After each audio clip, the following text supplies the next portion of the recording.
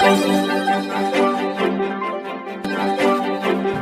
आदाब, नमस्कार, सलाम अलैकुम। शिया कौम न्यूज़ बुलेटिन में सालिहा रिजवी आपके लिए इस हफ्ते की अहम खबरें लेकर हाजिर हुई। वीवर की पसंद के मद्देनजर आलम इस्लाम की तवील खबरों का ज़ख़ीर पेशा खिदमत है। अल-शिफा अस्पताल डेथ जोन में तब्दील हो गया।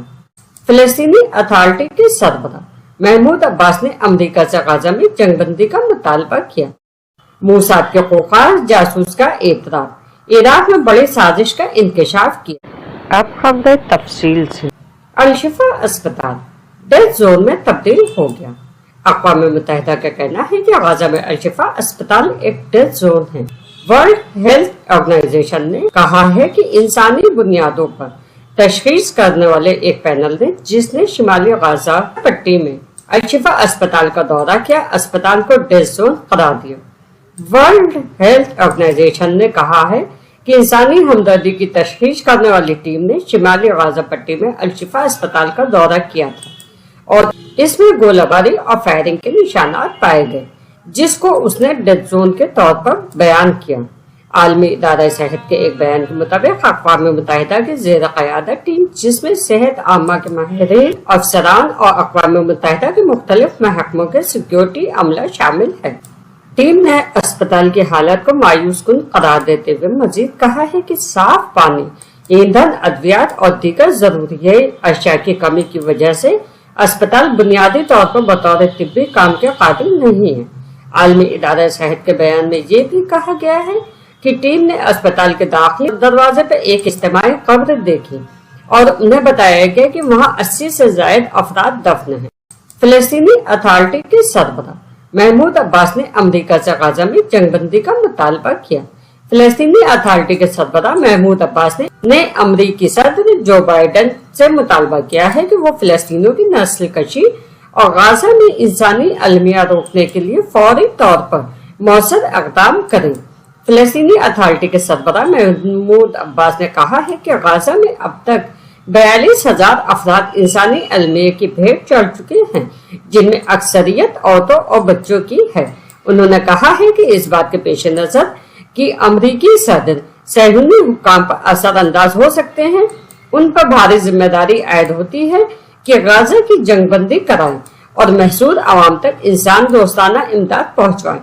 फिलिस्तीनी अथॉरिटी के सरबराह ने कहा है कि मकबूजा बैतुल मुक़द्दस और मगरबी किनारे के इलाकों में भी सहूनी जारियत बंद कराए जाने की जरूरत है, वरना हालात कंट्रोल से बिल्कुल बाहर हो जाएंगे।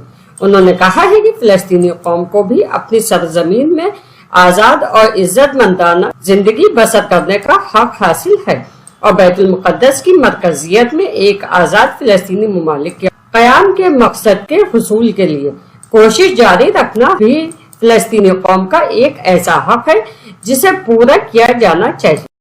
मोसाद के खूंखार जासूस का एतराफ, इराक में बड़ी साजिश का इंकशाफ किया। सहूनी हुकूमत के खूंखार खुफिया एजेंसी मोसाद की जासूस का कहना है कि इराक में शिया मुसलमानों के दरमियान तफरका पैदा करने का मंसूबा था। चंद माह कबल इराक में लापता होने वाली सहूनी हुकूमत की शहरी एलिजाबेथ ने हाल ही में शाये होने वाली अपनी तस्वीर में एतराफ किया है कि वो मोसाद और CIA की जासूस थी और उनका मंसूबा इराक शियों में तफरका पैदा करना था। इराक के ज़राए ने गुज़श्ता रोज इजराइल के खूंखार खुफिया एजेंसी मोसाद और अमरीकी जासूसी इदारे CIA के जासूस एलिजाबेथ के एतराफी बयानात शाया किए हैं। ये एतराफात इराक में सहूनी हुकूमत के इस जासूस के लापता होने के बाद पहली बार शाया किए गए हैं। सहूनी ज़राए ने पहले दावा किया था कि सुरकोफ एक इजरायली रूसी महक़क़ है जिन्होंने सियाह के तौर पर इराक के सफर किया था। इजराइल वजीर बिन्यामिन नेतन्याहू के दफ्तर ने इराक में मोसाद की इस जासूस की गुमशुदगी को तकरीबन 4 माह गुजर जाने के बाद इराकी मज़ाहमती फोर्सेस हिजबुल्लाह पर एलिजाबेथ को गिरफ्तार करने का इल्जाम भी आयद किया था और इस जासूस की जान की हिफाजत की जिम्मेदारी इराकी हुकूमत को ठहराया था। ये इजरायली जासूस वीडियो में कहती हुई नजर आ रही है कि मैं इजरायली शहरी हूँ, मेरी उम्र 37 साल है, मैं इजराइल छोड़कर अमेरिका चली गई थी, मैंने मोसाद और CIA के लिए काम किया, میں نے شمالی مشرقی شام میں اسرائیل اور شمالی ڈیموکریٹک فورسز کے درمیان تعلقات قائم کرنے میں اہم کردار ادا کیا۔